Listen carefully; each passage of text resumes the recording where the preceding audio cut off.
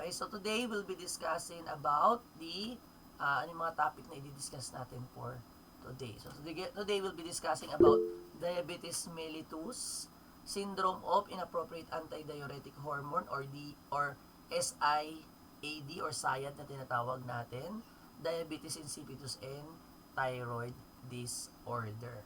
Okay, so let's start with diabetes mellitus. And when we say diabetes mellitus, siyempre papasok dyan yung tinatawag natin na pancreas. Diba si pancreas, sa daw ay located closely to the stomach in the abdominal cavity natin. And it is a mixed gland. Diba sabi natin last time that pancreas have endocrine and exocrine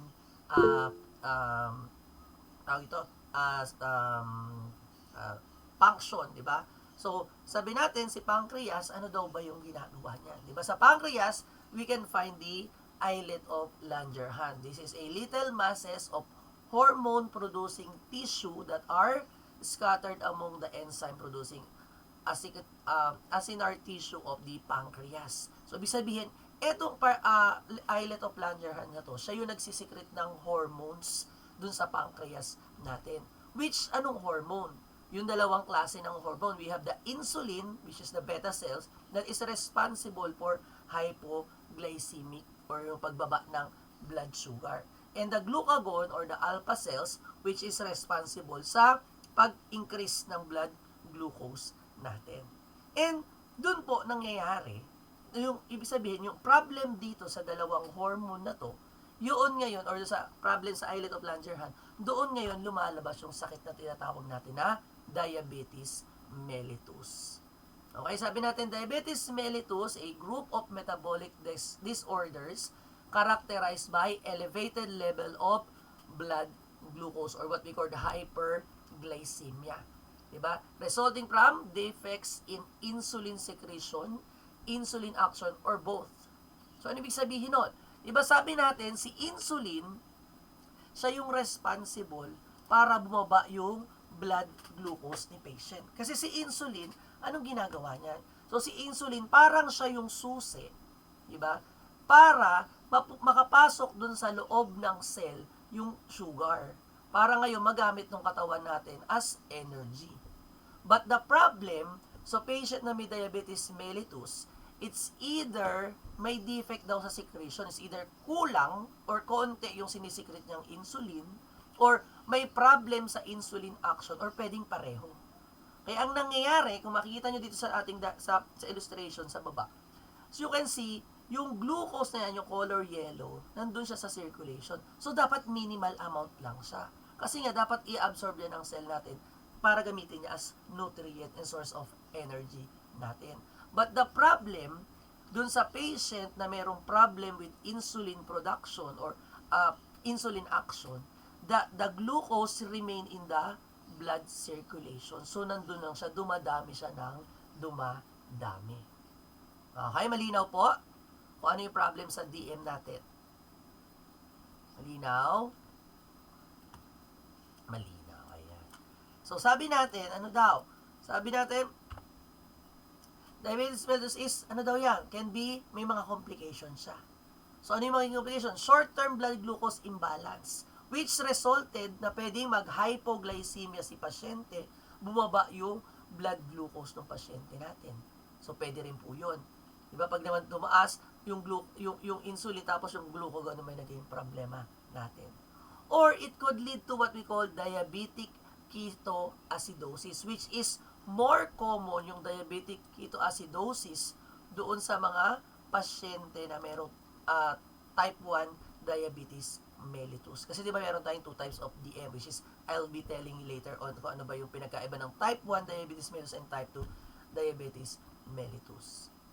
Okay, so ano yung nangyayari doon? Yung diabetic ketoacidosis or DKA, di ba because of increase in the sugar, hindi na ngayon nakokontrol. Yung ketones is nare-retain dun sa blood ni patient. Which, ang nangyayari, di ba? Tumataas yung ketones and nagkakaroon ngayon ng problem. So, ibig sabihin, ano nangyayari? Taas yung sugar, taas yung ketones doon. So, ngayon, affected yung patient. Di ba? So, yung level of consciousness na naapektuhan din. Okay, another one is your hyperglycemic hyperosmolar non-ketotic syndrome or HHNS. And this is common naman pag type 2 diabetes mellitus. Yan. So, dyan po yung nangyayari kay patient. While in long-term complications naman, di ba, pag matagal na, hindi na manage yung DM, anong mangyayari? Di ba? Chronic microvascular complications, which, ano yun? Yung mga ugat na aapektuhan. Di ba? Yung vessels natin. Like, for example, sa eyes, the patient could have what we call retinopathy. Di ba kasi tumataas yung sugar, lumalapot yung dugo. Ngayon, yung small capillary, small vessels dun sa mata ni patient, dun sa retina niya, nagkakaroon na ng bara, nasisira. Kaya ngayon, yung patient na may DM, for longer period of time, nagkakaroon ng nasisira yung retina ni patient. Same with kidneys, nagkakaroon ng nephropathy. So, nasisira na din yung kidney ni patient. Okay, in neuropathic complications naman, ano daw? Sensory motor and autonomic nerves, impotence, and foot ulcers. Di ba? Yung mga neurons, di ba? Yung sensor, yung pakiramdam ni patient. Di ba? Kaya nga di minsan, pag sobrang tagal na, di ba yung mga patient na long-term patient na may DM na. Di ba? Nagkakasugat sila sa paa nang di nila nalalaman. And once nagsugat yan, it could lead to foot ulcer, which pwede siyang mabulo. Kasi because of the increase or pagtaas ng blood glucose ni patient, di ba? Yung microorganism, mas marabilis silang nagpaparami or nagpo-proliferate. Kaya ngayon, nagkakaroon ng gangrenous foot yung pasyente. Okay? Ano pa daw? Impotence sa mga lalaki. Kasi di ba yung blood circulation, yun yung problem. Eh di ba for the erection to happen, di ba kailangan ngayon magkaroon ng vasodilatation para pumasok yung blood. Eh di ba lumalapot yung dugo because of increase in the blood glucose.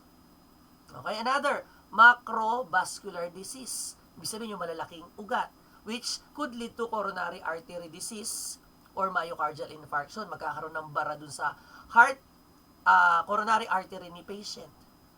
Diba? Could lead to stroke, diba? Cerebrovascular diseases, pwede ba stroke, pwede rin yan sa brain, or peripheral vascular diseases, magkaroon ng mga thrombophlebitis or thrombosis yung patient natin. Okay? Malinaw po tayo sa pwedeng complications ng DM? Malinaw. Okay. So, sabi nga natin, there are two types of diabetes mellitus. So, we have the type 1 diabetes mellitus or formerly known as insulin-dependent diabetes mellitus. Sabi dito, it is characterized by destruction of pancreatic beta cells. O, sino yung beta cells? Alpha is, insulin beta is the, kakasabi ko lang kanina, sino yung beta cells? Hello, isama ba ako? Beta cells are your insulin and the alpha cells are your, your glucagon natin. So, sa type 1, may problem dun sa beta cells. Meaning, yung insulin production ni patient, yung may problem. Diba? Kaya nga tinawag siya insulin-dependent diabetes mellitus. And it could be genetic factor, pwedeng immunologic, or sometimes environmental factors na yung patient is pwedeng nagkaroon ng viral infection. Okay? So, kaya ngayon, kaya siya tinawag na insulin-dependent, the patient is dependent to insulin for them to control yung blood glucose level. So, kaya nag-i-inject sila ng insulin. Diba? And yung insulin, paano ba ini-inject? So, it given subcutaneously. Diba? So, type 1 diabetes mellitus has sudden onset usually before age of 30.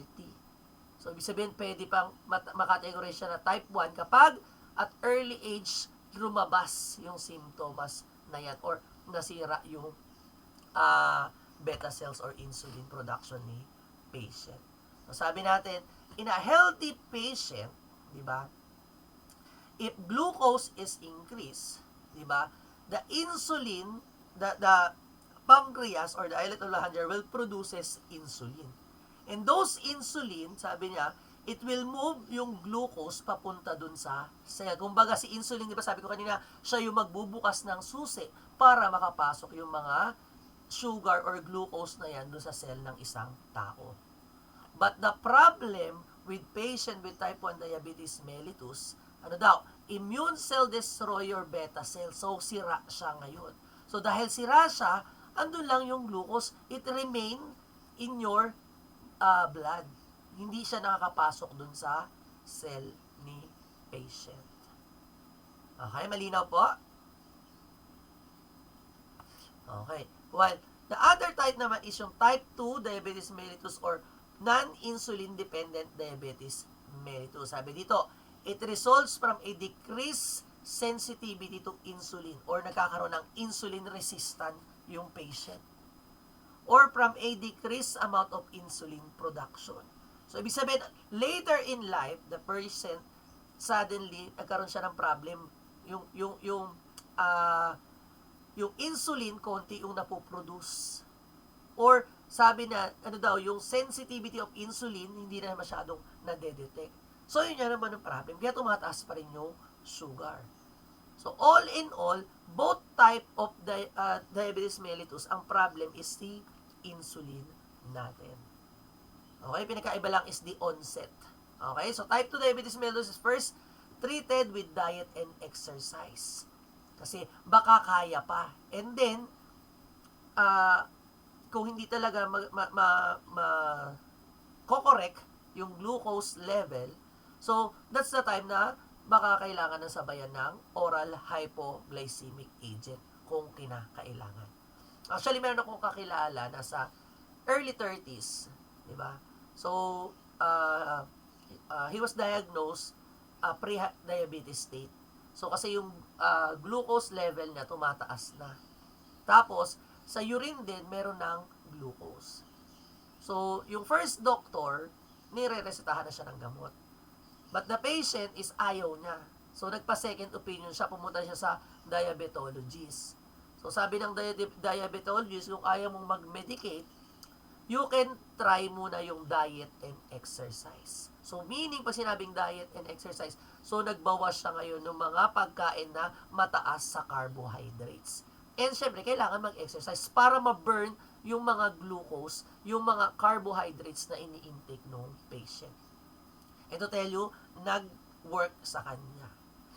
So, after 6 months, nagpa-blood test ulit siya, nagpa-FBS, nagpa-urinalysis, and bumaba na ulit dun sa normal range yung blood glucose ni patient. Diba? So, kaya hanggat di pa huli ang lahat, pwede pa po siyang ma-manage. Okay? And type 2 diabetes occurs most frequently in patient older than 30 years old and in patient with obesity. Eh, yung kakilala ko, hindi man siya mataba. Talagang matakaw lang siya, nagkataon. Ayan. So, doon nangyayari, sabi natin, yung healthy pancreas, di ba? Kailangan madidetect niya yung insulin. And then si insulin, mag-a-attach siya, i-open niya yung cell, papasok. So sa type 1, walang production ng insulin. So andyan lang ngayon yung glucose. Sa type 2, it's either nagpe-fail yung insulin receptor, kaya hindi nakakapasok. Meron pero kulang yung insulin. Or very minimal yung pinoproduce ng patient natin. Okay, malinaw po with the difference between type 1 and type 2 diabetes mellitus.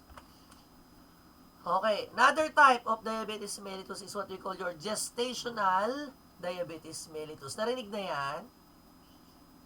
Hindi pa po. Hindi pa. Ay, paano nakarating naman sa medical surgical nursing 2 kung hindi pa narinig? Ay, narinig na po pala. Kung Sorry hindi pa po. narinig yung gestational diabetes mellitus. Baka nag-skip ng 219. Diba? So, gestational diabetes mellitus was discussed during your, acute and chronic, yung maternal abnormal natin. Diba? Sabi natin, characterized by a degree of glucose intolerance with onset during pregnancy. So, usually, on a second or third trimester ng patient. So, nagkakaroon ng problem with insulin or nagkakaroon ng glucose intolerance yung pasyente na buntis. Diba? So, pag nagbubuntis lang siya. So, ano daw yung mga risk factors? History of, tawag dito, um, hereditary, pwede rin po, personal or family. Diba, nasa family siya. Diba? Or dating na rin siya nagkaroon ng gestational diabetes. Diba? Glucosuria, ibig sabihin, there is glucose in the urine of patient. Kasi dapat hindi naman lumalabas yan sa urine. And in terms of race, Hispanic Americans, Native American, Asian American, African American, and Pacific Islanders. Yan, so very common yung mga yan. But I will not discuss it further kasi I believe it was already tackled on your maternal and child nursing. Okay, so dinaanan lang natin para ma-recall.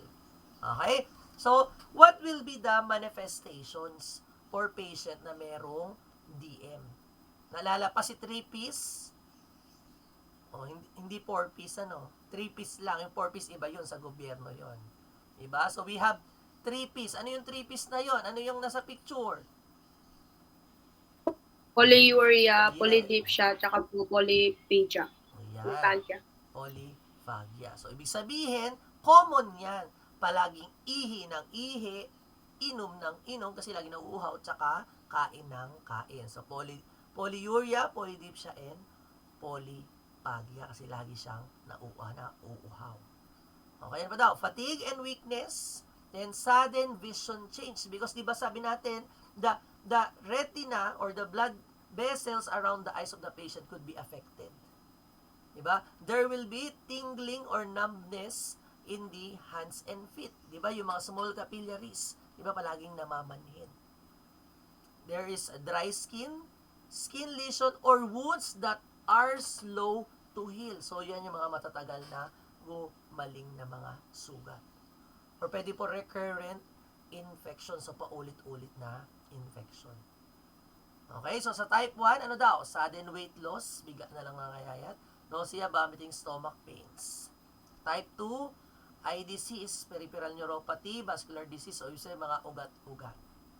Okay, and if your patient have diabetic acidosis, there will be abdominal pain, nausea, vomiting, hyperventilation, kasi nagko-compensate yung katawan ni patient na kailangan ma-excrete yung sobrang ketones dun sa katawan niya. And if you will smell the breath of the patient with DKA, ano daw yun?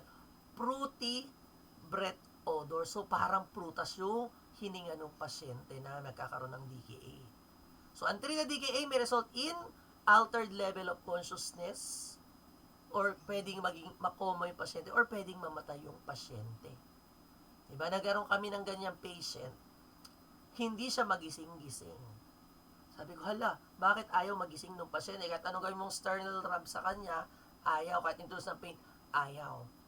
Only to find out when we check the blood glucose of the patient, gaano kataas? 500 mg per deciliter yung kanyang blood glucose. Ang normal natin, di ba, hanggang 120 lang. Di ba, kapag random blood glucose natin or random blood sugar. So, nasa 500. So, anong ginawa ngayon? So, syempre, kailangan i-treat yan agad. Okay? So, ano yung mga assessment natin and diagnostic method? So, high blood glucose level. So, makikita that the patient, fasting plasma glucose o yung tinatawag natin na FBS is around 126 mg per deciliter or more, mas mataas dyan. Okay? Which is, ang normal kasi dapat na fasting blood glucose natin should be 70 to 99 mg per deciliter. Or yung random plasma glucose or 2 hours post-load glucose o yung postprandial glucose, more than 200. Kasi yung postprandial natin, dapat up to 140 lang siya dapat. Dapat ang blood glucose ni patient 140 pababa. Kasi 'di ba, pag kumain ka, 'di ba tataas yung sugar. So dapat within the 2 hours period, yung insulin mag-a-activate niya para ma-absorb nung cell natin. Kaya dapat hindi lalabas na 200. So 140 lang, less than 140 dapat po yung normal. Okay? So, ang ginagawa din po to diagnose din, so kailangan at least 2 times na mataas yung FBS mo. Or ngayon, merong mas bago na ginagawa is yung what we call yung, ano daw yung tawag doon? HbA, HB pala, BA1C. So, hemoglobin A1C. So, ano naman yung hemoglobin A1C? This is the average blood glucose of a person over 3 months. So, ang normal yan dapat less than 5.7%. Yun dapat ang normal niyan. So, saan yan? So, kaya sa hemoglobin A1C, kaya sa naging 3 months, di ba yung hemoglobin natin, naalala pa si hemoglobin, di ba? Ang lifespan ng hemoglobin is 3 months. Sabi, yung glucose nag-a-attach sa hemoglobin. So, kaya po, si HbA1c yan yung nadidetect, the blood glucose of patient for 3 months. Kaya, siya yung isa sa mga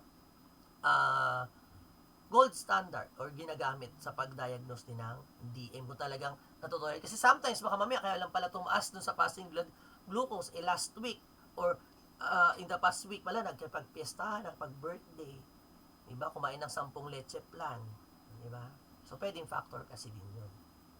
Or, sometimes, nadadaya, nag-overfast yung patient para bumaba, diba? Niloloko niya yung sarili niya. So, sa HbA1c, walang takas. Kasi, it will detect the average blood glucose for 3 months dun sa katawan ni patient or sa blood ni patient. Okay? So, we need to evaluate yung mga complications, diba? Yung, kung nagkakaroon ba ng problem sa kidney, sa mata, nagkakaroon ba ng peripheral neuritis yung pasyente, nagkakaroon pa ng pamamanhid. Okay? So, how will prevent? Weight loss. So, kailangan ng exercise, kailangan ng diet modification. Okay, malinaw po? Sige, may kasama pa naman akong 3 tao. Okay, medical management, sabi natin, nutrition, exercise, monitoring ng blood glucose, di ba? Pharmacologic therapy, ibig sabihin, bibigyan ng gamot. And education, so iti-teach, tuturuan yung patient. Di ba? So, primary treatment for type 1 is insulin. So, pag insulin, anong ang teaching natin kay patient? Di ba? Do not inject the insulin ng malamig. Di ba? Ano pa daw? Yung pag-inject, di ba, sa subcutaneous siya i-inject. So, dapat rotational, nagpapalit ng site. Kasi kapag paulit-ulit sa isang site lang yan, magkakaroon naman ng lipodystrophy yung pasyente. Di ba? Magsishrink yung taba doon, titigas yung taba doon sa part na pag puro doon lang siya ini-inject. So, halimbawa, for this month or this week sa tiyan, paikot doon sa tiyan. Susunod, sa arms, sa left arm naman. Palit paikot-ikot dapat para ma-prevent po natin yung lipodystrophy. Okay? For type 2 diabetes naman, sabi natin, weight reduction, yun ang kailangan. And exercise, di ba nga, it will enhance the effectiveness of your insulin. Okay? So, hypoglycemic agent, if diet and exercise are not successful in controlling blood glucose, so pwede na siyang resetahan ng gamot. And insulin injection may be used in acute situation. Halimbawa, biglang tumaas, biglang nag-300, nag-400, nagkaroon ng altered level of consciousness yung pasyente. So, pwede pong bigyan ng insulin para ma-reverse, maibaba agad yung sugar ni patient kasi hindi pwedeng sobrang taas. Malinaw po? Okay. So, ano ba yung mga gamot na yan? So, these are the types of insulin na ginagamit kay patient. So, marami pong klase ng insulin. So, meron tayong tinatawag na rapid-acting, short-acting, or regular insulin, intermediate-acting, long-acting, ultra-long-acting, and pre-mix. So, pinaka-common na ginagamit is si short-acting or regular insulin, tsaka si, tawag ito, intermediate. Sila yung pinaka-common. Dati. Pero ngayon, kasi sobrang dami na ng mga na-invento ng mga gamot. So, yung rapid-acting, anong sample daw niya? That's your Lispro, Aspart, Glycerin. So, yung mga Humalog, Novolog, Apidra. So, onset, 10 to 20 minutes. So, ibig sabihin, kapag in-inject yan, within 10 to 20 minutes, gagana na yan kay patient. So, kaya ang peak niyan, 30 minutes to 3 hours and duration is 3 to 5 hours. Kaya tandaan dyan, taken right before meal to control post-meal spike up. So, ibig sabihin, bago kumain i-inject, para kapag katapos niyang kumain, magpipik na yung effect ng insulin to, hindi na nga mag-shoot up yung sugar ni patient. Okay? So, short-acting naman, regular insulin na tinatawag namin. So, that's your Humulin R and Novolin R. So, 30 minutes to 1 hour, the onset, 2 to 5 hours ang peak, and 5 to 8 hours yung duration. So, taken 30 minutes before meal. Okay, ano pa daw? Intermediate acting. So, NPH, Humulin N, and Novolin N. So, 1.5 hours to 4 hours, 4 to 12 hours ang peak, and 12 to 18 hours. So, ano daw? Basal insulin usually twice a day. So, ito yung dalawang beses ini-inject para hindi mag-spike up yung sugar ni patient. Ito naman, si long-acting, so si Glargine, si Lantus, o si Detemir or Levemir. So, 1 to 2 hours ang peak, ang onset niya. Minimal, yung peak niya, minimal. Kasi, up to 24 hours yung duration niya. So, ibig sabihin, si long-acting, so, unti-unti siyang nagpo-progress doon. Kaya ngayon, kokontrol yung sugar ni patient. Okay? Itong ultra long-acting, si Degludec, so, less than or nasa 1 hour, peak, wala siyang peak. Kasi more than 42 hours. Ito, hindi pa ako nakagamit. Hindi pa ako nakakita nito ultra long acting. So, nung time na nag-work ako sa hospital, hanggang kay long acting pa lang ang meron. Ito, hindi ko pa siya na-encounter. Okay? And meron din tayong pre-mix. So, 70-30, ibig sabihin, pag sinabing pre-mix, magkasama yung Humulin R tsaka Humulin N. Yung regular tsaka intermediate insulin pinagsama. 70-30. Ibig sabihin, 70 na regular, 30 na intermediate insulin. Okay? So, dual peak siya. So, combines basal. So, ayan. Anong tatandaan dyan? Kapag dating sa mix. Kasi sometimes, pag hindi available yung pre-mix, ikaw yung magmi-mix. Minsan si doktor mag-order yan. Sasabihin sa'yo, pag combinein mo yung Humulin R tsaka Humulin N. Sabi ba, kubuha ng 5 units nito, 5 units nito. So, anong tatandaan dyan? Clear before cloudy. So, sino ang clear? Si Humulin R siya ang clear.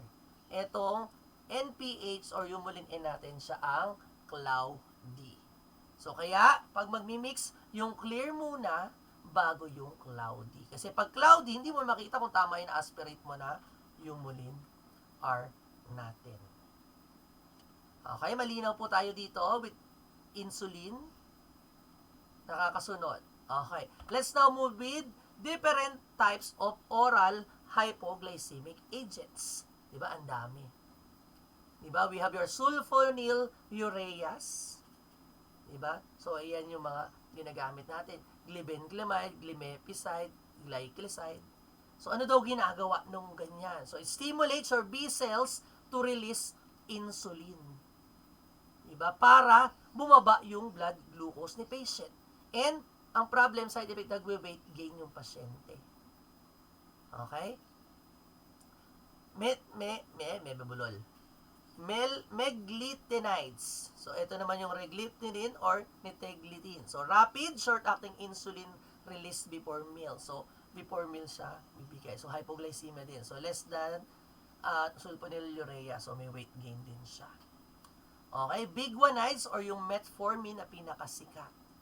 So, ano daw yun? Decrease hepatic glucose production, increase yung insulin sensitivity, and decrease yung GI absorption of glucose. But the problem, side effect could be GI upset or lactic acidosis. But, if you can see, mostly, parang nagiging first line ng meds for type 2 diabetes is metformin po ang binibigay sa kanya.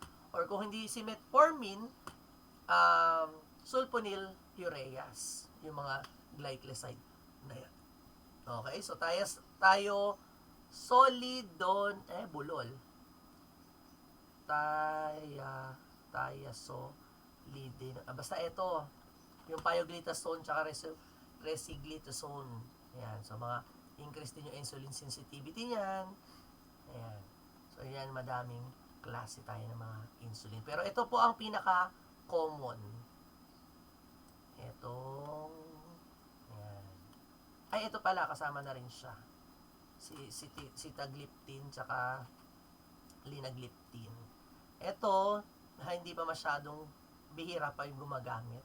And mostly, sometimes, magkaka-combine. And ngayon din, meron na rin mga drugs na pinagko-combine na sila sa isang tableta.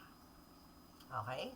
So, yan po ang ating mga oral hypoglycemic agents natin. Okay, malinaw po. Yung different kinds of oral hypoglycemic agents natin. Yes. Okay.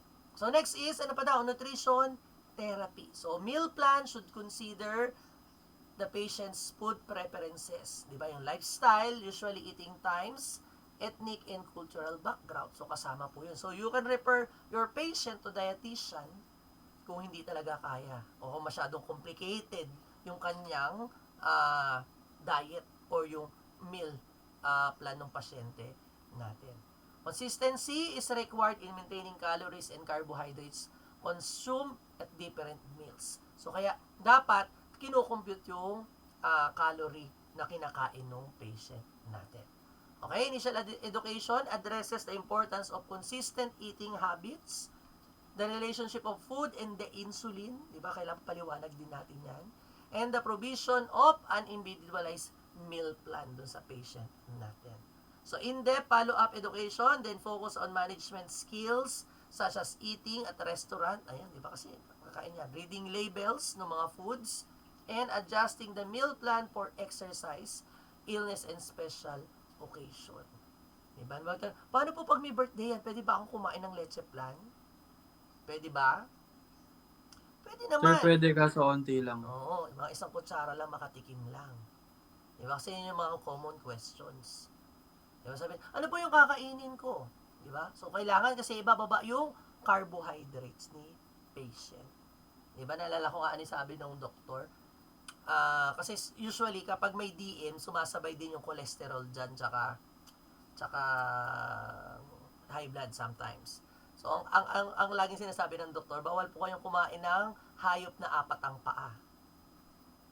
So, pwede lang daw is lumalangoy, tsaka daw 2 paa. Pero, pag manok, bawal naman yung balat. So, yung white meat lang yung pwedeng kainin. So, sa kanila naman, siyempre, sugar, carbohydrates, yung kailangan i-reduce. Diba? So, kasama niyan, yung mga fruit juices. Diba, naalala ko, nakausap ko yung dietitian. Sabi, pagdating sa fruits, diba yung mga fruits, yan, isa sa matataas din sa glucose content yan.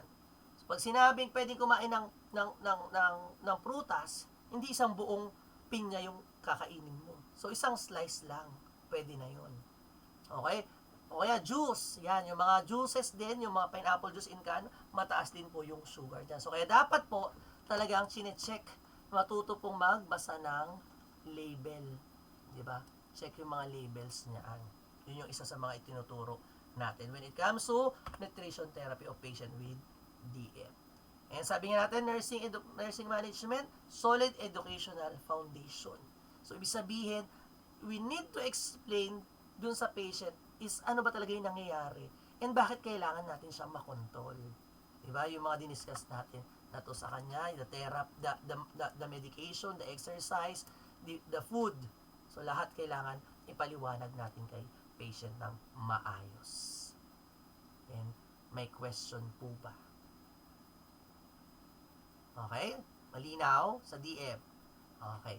So, kung walang question sa DM, let's move with the next problem. Yung tinatawag natin na syndrome of inappropriate antidiuretic hormone secretion or sometimes or mostly tinatawag na SAIAD. Ano daw ba yung nangyayari dyan? Sabi natin, your endocrine system, di ba? Last time diniscuss natin, the glands and organs that makes hormone and releases them directly into the blood so they can travel to tissue and organ all over the body. So, yun yung trabaho ng endocrine. And sabi natin, the hormone released by the endocrine system control many important functions of the body. Diba? Growth and development, metabolism, and reproduction. Diba? Yan yung diniscuss natin. And sabi nga natin, major endocrine glands of the body includes your pituitary glands, sa parathyroid, adrenal, pineal, thymus glands, and pancreas, and yung mga gonads natin. Naalala pa?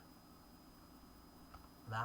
And sabi natin, there are difference between exocrine and endocrine. Pag sinabi natin endocrine, it releases the hormone. While the exocrine gland secretes the substance dun sa mga ducts na gaya ng mga lymphatics ay yung mga enzymes, yung mga digestive enzymes natin. So, endocrine glands affect the whole body while exocrine is target specific siya. Diba? And sabi natin, there is a chemical or there is a network or 'di ba yung si hypothalamus natin, siya daw yung nagre-receive ng mga chemical messages na yan doon sa nerve cell natin para ma-release yung mga hormones na kailangan ng katawan natin and para ma-maintain yung homeostasis or the balance of hormones, of fluids, so lahat dun sa katawan natin. Diba? And pituitary gland, sabi natin which is a pea size, diba? So last time we discussed, diba, yung mga pinoproduce ng pituitary gland doon sa posterior pituitary and anterior pituitary gland. And last time we discussed that your posterior pituitary gland, di ba, nandyan lumalabas yung ADH or the anti-diuretic hormone. Which is, yun yung pag-uusapan natin today. Di ba? Syndrome of inappropriate anti-diuretic hormone. So, ano ba ginagawa ng anti-diuretic hormone? Diba? So, si anti-diuretic hormone, may kinalaman siya when it comes to urine production and urine elimination. Diba? Sabi natin, diba, collecting ducts, diba? Ngayon, madedetect yan ng katawan natin para mapunta doon sa ating kidney para ma-filter siya. Ngayon, para, ano daw, ilabas yung urine. Eh di ba may dadaanan pa siya yung distal convoluted tubule, proximal tubule, loop of Henle kasi may reabsorption of sodium. Di ba? So ganun yung nangyayari. So ngayon, si ADH dapat kasi ma-detect na yan yung anti-diuretic hormone. Kapag kulang yung fluid sa katawan ng tao, dapat magre-release si anti-diuretic hormone para i-conserve, i-reabsorb yung sodium and water para hindi ma-dehydrate, hindi magkaroon ng hypovolemia yung pasyente. Kaso, sa patient na mayroong syndrome of inappropriate anti-diuretic hormone, ano daw, your pituitary gland excessively producing or nagpo-produce or nagsesecrete ng anti-diuretic hormone. Eh, if continuously yan mapoproduce, ano mangyari? Anti-diuretic, hindi iihi yung pasyente. Meaning, magkakaroon ng fluid retention. Nare-retain yung fluid. And if fluid is retained, ano mangyayari dun sa sodium? Nagkakaroon sodium deficiency or hyponatremia. Kasi nade-dilute yung sodium ni patient. Diba? So, dumadami yung fluids kay patient. So, ano doon yung kokos niyan? Open not endocrine in origin. Ibig sabihin, there is another problem. Diba? Pwedeng meron lang problem si patient, CNS problem. Sometimes din, pwedeng due to cancer, nagkaroon ng malignant cells. Diba? Kaya nag-release ng ADH. Or, pwede rin due to medication, like your vincristine, phenothiazines, or antidepressant drugs. Or nicotine could also trigger na mag-release yung inyong pituitary gland ng anti-diuretic hormone. Okay? So, ano ngayon natin ang gagawin kay patient pag diniagnose siya? So, if we will check the blood of the patient, yung serum sodium niya is mababa, kaya may hyponatremia. Kasi diluted. Kasi yung fluid hindi lumalabas. Nandoon lang siya. Diba? Ano pa daw? Serum osmolality is less than 275 milliosmol per kilogram. Di ba yung osmolarity, yung concentration of fluid of the serum ng pasyente. Di ba normal 275? Alala niyo pa yung computation niyan? Na tinuro ko sa MS1? Wala, kinalimutan na. Yan. Andiyan na, naging multo na naman siya. Diba? Sabi natin, sa osmolality, ito yung concentration of fluid or ng solute and diluent dun sa isang dun sa blood ni patient. Okay? Ano pa daw? Urine osmolality greater than 100 milliosmol per kilogram. Sabihin, dilute na dilute yung urine ni patient. Okay? And urine sodium is greater than 40 mg.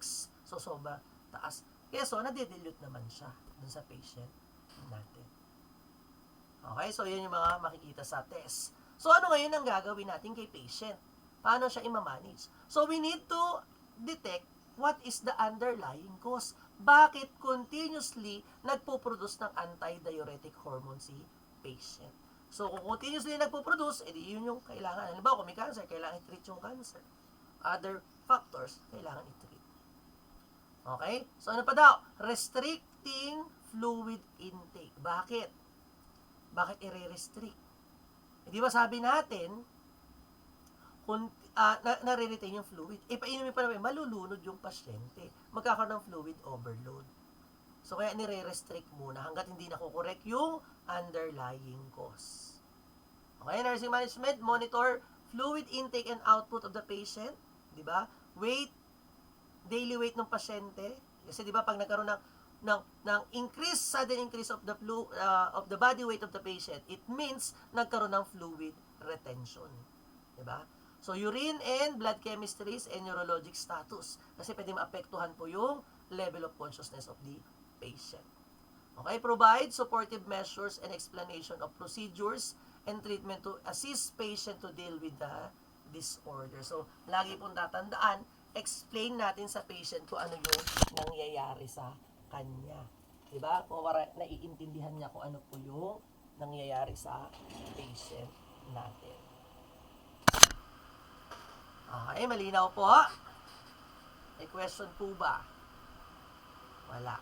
So, kung walang question, punta naman tayo sa kabaliktaran ng syndrome of inappropriate antidiuretic hormone, which is what we call the diabetes insipidus or DI. So, pag sinabing diabetes insipidus, DI, daing ihi. Okay, ano daw yan?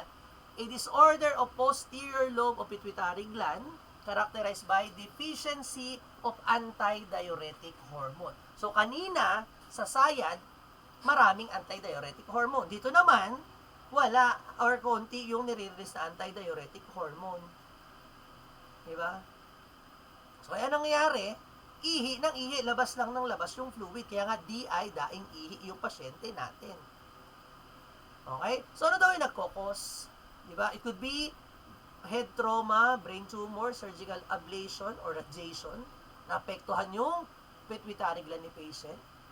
Could be nagkaroon ng infection sa CNS or failure of renal tubules to respond to antidiuretic hormone. Ibig sabihin, hindi na nadedetect ng renal tubules yung antidiuretic hormone. Kaya ngayon, yung ihi, ilabas na lang ng labas. Hindi na nako-conserve, hindi na nare-reabsorb yung sodium and water dun sa patient. So, manifestations, sabi nga natin, madaming ihi, so polyuria. And the urine-specific gravity of the patient is 1.001 to 1.005 and continuous even without fluid replacement. Ibig sabihin, kahit ihi na ihi. So, kung ihi ng ihi yung pasyente, madidehydrate yung pasyente. Magkakaroon ng fluid volume deficit yung pasyente natin. So, kaya ano nangyayari? Inom din siya ng inom. Diba? Kaya nga siya diabetes din. Kasi para siyang kamukha din ng diabetes mellitus natin. So, dito, polyuria, ihi siya ng ihi, kasi nga, yung antidiuretic hormone is hindi na-detect or walang antidiuretic hormone. And dahil nga ihi ng ihi, nauuhaw, inom din siya ng inom. So, 2 to 20 liters of fluid per day ang kaya niyang inumin. Diba? Para ma-surpass yung mga yan. So, So, assessment and diagnostic findings. So, we can do the fluid deprivation test. Ano daw yan? So, fluid is withheld for 8 to 12 hours. And then, i-check doon if 3 to 5% loss of body weight. Titingnan kung nagkakaroon ba ng response sa kanya. Or, sabi natin, kung magpo-polyuria pa rin ba yung pasyente or polydipsia, o confirm yun kapag kahit na deprive or hold mo yung fluid, ihi siya ng ihi. Diba? So, confirm na may DI yung patient natin. Okay, yan pa daw. Measurement of plasma level of ADH, antidirect of the plasma and the urine osmolality. Diba? Kasi nga kung nagdi-decrease yung osmolality niya, diba? Nakukonsentrate, ihi siya ng ihi yung patient natin. Okay, IB, hypertonic saline solutions. Diba si IB, saline, diba, si-shrink naman niya yung cell. Diba, lumalabas yung mga fluids lalo. Or we can also do the trial of desmopressin therapy or sympathetic vasopressin. So, ibig sabihin, i-stimulate, bibigyan siya ng vasopressin or ADH, papainom sa kanya para makita natin kung magre-retain yung fluid, magre-react dun kay patient. Okay, so management, ADH replacement. Kasi nga, wala siyang pinoproduce, so bibigyan si patient. So, ensure that adequate fluid replacement is done para ma-prevent natin na ma-dehydrate yung patient natin. And identify and correct the underlying intracranial pathology, kung ano yung problem, kung nagka-trauma ba yung pasyente, di ba, kung ano yung naging effect sa kanya. So, pharmacology, sabi natin, desmopressin administered intranasally or 1 or 2 administration daily to control yung symptoms. Okay, intramuscular administration of ADH or vasopressin tannate in oil. So, every 24 to 96 hours to reduce yung urine volume ni patient. So, shake vigorously or warm, administer in evening. So, rotate injection to prevent yung lipodystrophy. So, para din siyang sa insulin, dapat iniikot din po siya. So, ito yung itsura ng injections na yan.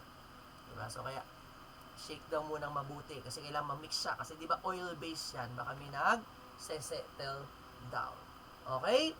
Clopidogrel is a hypolipidemic agent, has been found to have an antidiuretic effect on patients who have some residual hypothalamic vasopressin. So, clofluramide and thiazide diuretics are also used in mild form of disease because they potentiate the action of vasopressin. So, kumbaga, ginagamit siya pang stimulate yung thiazides na yan. So, thiazide diuretics, mild salt depletion, and prostaglandin inhibitors like ibuprofen, indomethacin, or aspirin are used to treat the nephrogenic form of diabetes insipidus. Ibig sabihin ko sa kidney yung may problem natin. Ibig sabihin yung hindi na-detect no, renal tubules yung ADH ni patient. Okay? So, nursing management, sabi natin, monitor intake and output, di ba? Kasi kailangan makita natin. Di ba? Report urine volume greater than 200 ml for each 2 consecutive hours or 500 ml in 2 hours period. Ibig sabihin, may different, mas marami yung output ni patient ng 200 kaysa sa input ng pasyente or sa intake ng pasyente. O kaya, every hour po, sinecheck po yung urine output ni patient. So, monitor the increased thirst or polydipsia, weight gain ni patient, kung nag-weight gain tuloy, nagdi-decrease yung weight ni patient, kaya daily po sinemeasure yung kanyang timbang. Okay, monitor urine specific gravity and monitor serum and urine osmolality, urine and serum sodium and potassium ng pasyente natin. So, monitor for sign of hypovolemic shock. Kasi nga, di ba, yung fluids lumalabas. So, pwede mapunta yan sa hypovolemic shock ng patient. Magkaroon ng hypovolemia yung pasyente natin. So, allow the patient to drink water at will. Okay, painumin siya ng painumin. Provide easily accessible fluid source, keeping adequate fluids at bedside. Kasi nga, syempre, uhaw na uhaw lagi yung patient na yan. So, administer intravenous fluids like D5 water, 0.5 sodium chloride, or 0.9 sodium chloride. So, mostly, isotonic solution yung binibigay sa kanya. So, inspect skin, document condition and changes in the status of the patient kung nagkakaroon ng problem sa skin. Assess for continence or incontinence, yung pag-ihi ng pasyente, nakakaihi ba ng normal or may abnormality ba sa pag-ihi na din yung pasyente. So, check if kailangan ba talagang indwelling Foley catheter yung pasyente natin. So, provide easy access of bathroom, urinal, or bedpan kung hindi naka-catheter yung pasyente kasi nga ihi ng ihi.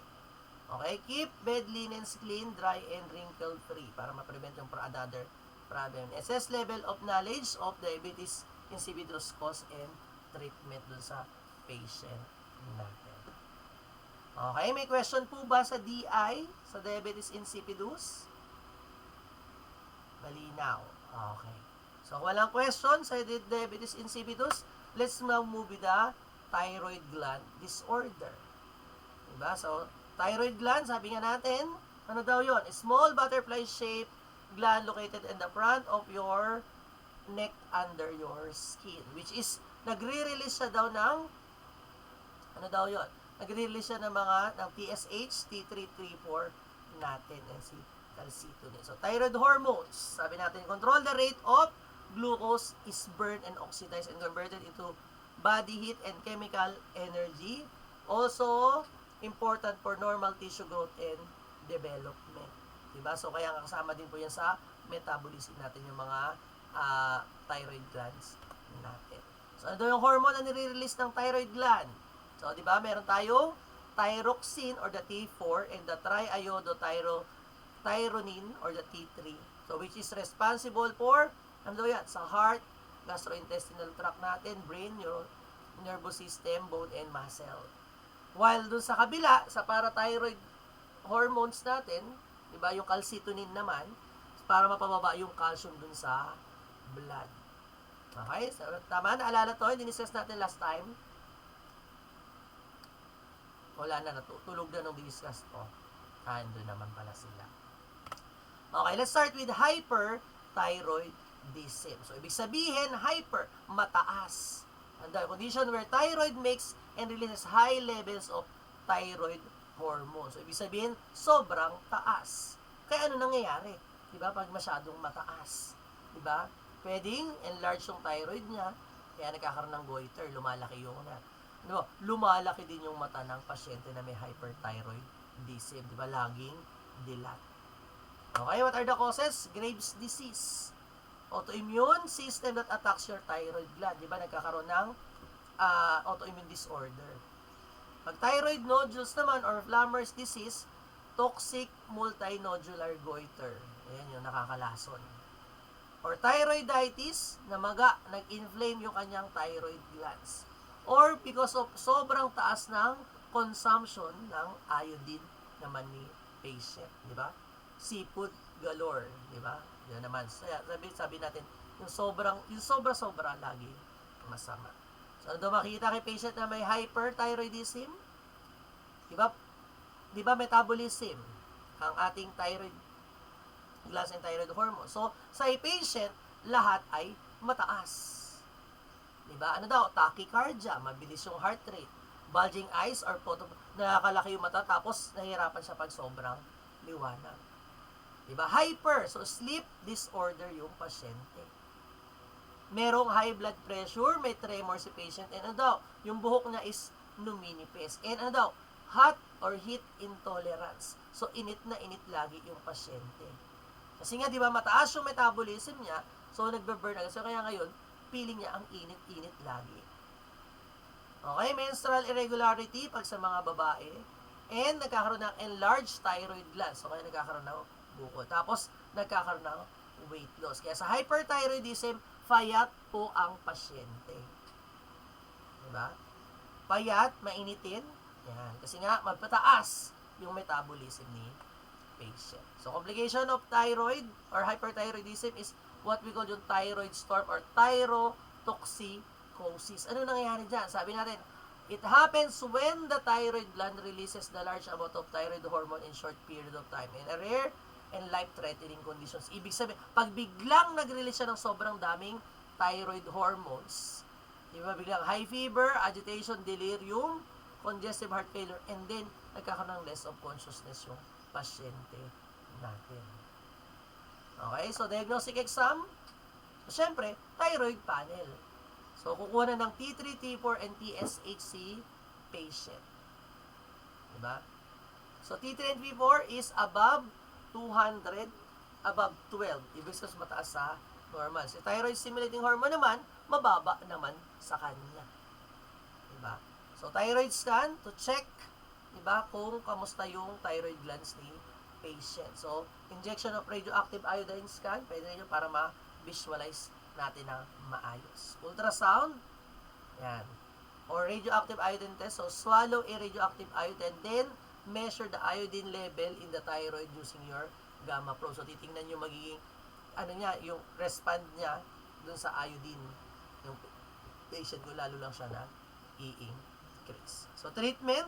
So, we can do radioactive iodine. So, swallow a safe amount of radioactive iodine para ma-shrink yung thyroid gland ni patient. Diba? So, natandaan niya, kapag naka-thyroid, pag naka-radioactive iodine, so, hindi mo na pwedeng agad lapitan yung pasyente. Okay? Bawal mo na lapitan yung pasyente. Ano pa daw? Tawag dito, sige mamaya. Malaman. So, thyroidectomy, so, followed by oral medication, so, tatanggalin na yung thyroid ni patient. Or radiation, I-131, so, not recommended ito sa mga patient na buntis. Ayun, yung sa CR, 3 times dapat ipa-flush yung pag umihi yung pasyente para yung radioactive iodine is ma-flush away din. Yes, may question? Sir, pag nag-oral radioactive iodine, gaano katagal di pwede lapitan yung pasyente? Hindi naman sa total hindi mo siya pwedeng lapitan. Pwede mo siyang lapitan, pero may oras yun, may kinukompute lang siya na oras. Tapos, yung patient na nag-radioactive therapy, nakalimutan ko, for 24 to 48 hours ata siya, kailangan kasi mailabas ulit niya lahat nung radioactive iodine sa katawan niya bago siya palabasin ng pasyente. Kaya tatandaan kapag naka-radioactive iodine si pasyente, naka-isolate po yan. Tapos, yung contact mo kay patient, yung nurse-patient interaction, limited time. So, kinukompute yun. Halimbawa, 2 hours lang or 1 hour lang in a shift. So, kaya dapat, kung pupunta kay patient, magagawa mo na lahat yung gagawin mo. Or pwede naman, nagsusuot din ng protective gear or yung mga LED na yan. So, natandaan ko dito, nung lumabas dati, yung pagpa-flush ng,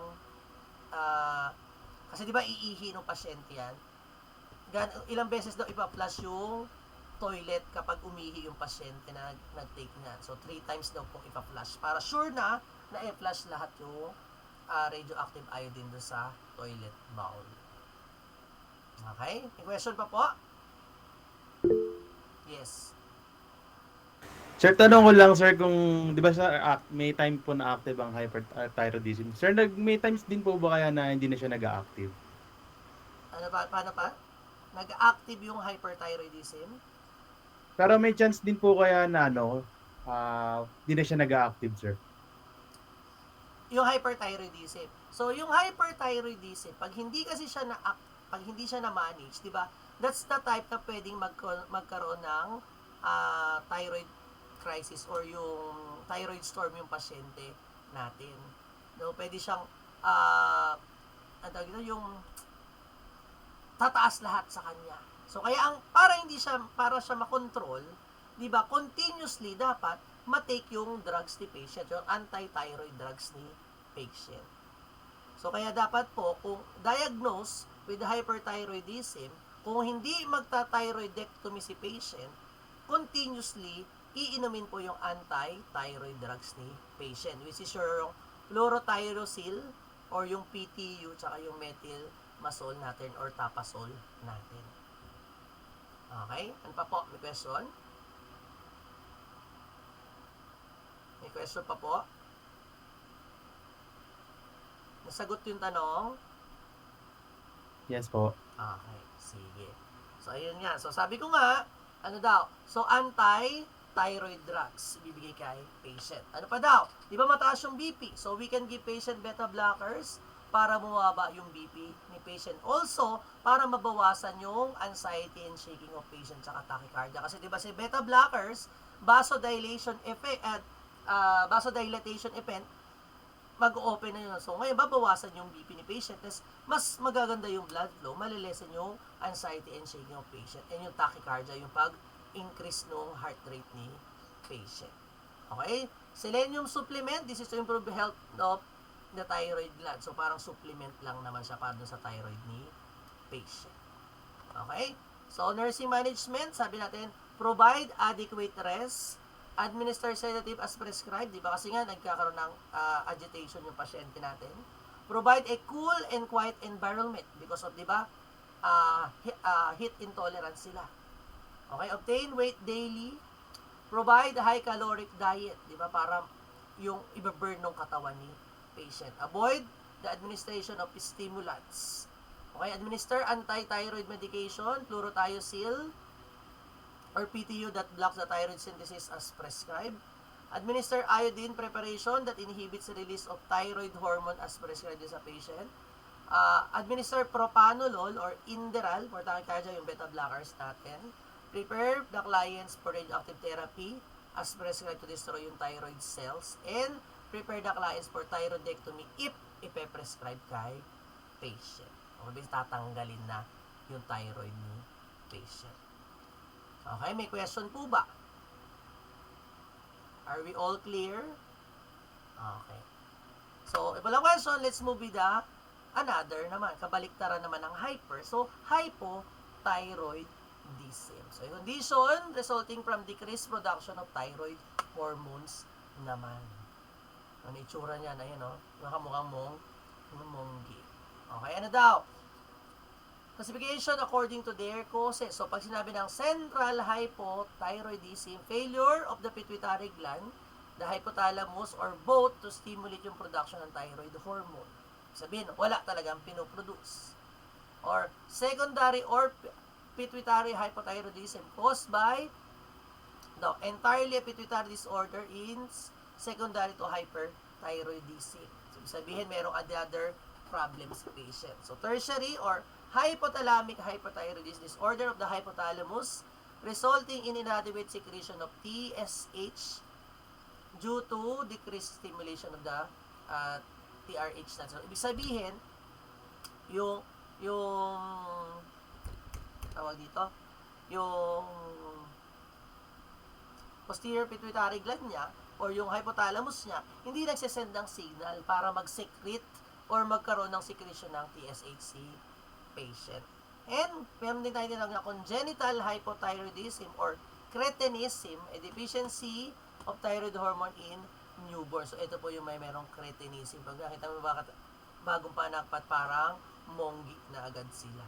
So, maliliit.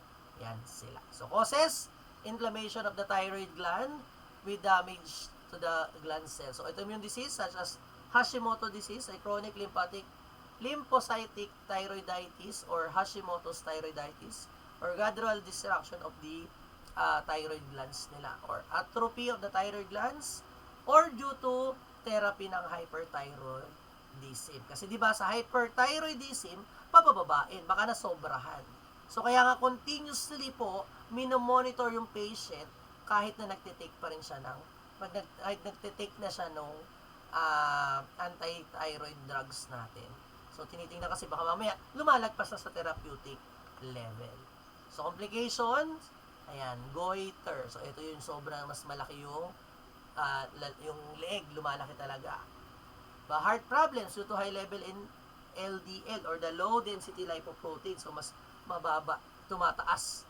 Yan, di ba, bad cholesterol. Peripheral neuropathy, yan, infertility for females, kadalasan, yaman meron yan, birth defects, or mixed edema, coma. So, life-threatening, cold intolerance, drowsiness, extreme lack of energy and unconscious. So, ito yung bigla na lang nanghihina yung pasyente. Nawawala naman. Kasi nga, lahat bagsak kay patient, sa patient na merong hypothyroidism. So, manifestation, kung kanina payat, ngayon mataba. Kung kanina mainit, ngayon nilalamig. Di ba? May depression, dito hair loss naman. Mabagal yung tibok ng puso, constipated, menstrual changes, fatigue, and joint pain. So, dito lahat sa kanya, mabadabagal, kaya malamig si patient. Okay? So, diagnosis, so same. So, TSH, T3, T4N, thyroid antibodies. So makikita natin, elevated yung TSH. Kanina, sa hyperthyroidism, mababa to. So, T3, low, saka yung T4 natin, mababa, saka patient natin. So, yung thyroid antibodies, ginagamit yan kapag meron ng Hashimoto's thyroiditis si patient. Okay? So, kung mababa, yung thyroid hormone ni patient, so papainumin siya ng pampataas ng thyroid hormone, which is your synthetic levothyroxine. So, siya naman pampataas. O, minomonitor pa rin po kasi baka sobrang taas naman. So, prevention of cardiac dysfunction, di ba? Kailangan mabalik sa normal yung heart rate ni patient, di ba?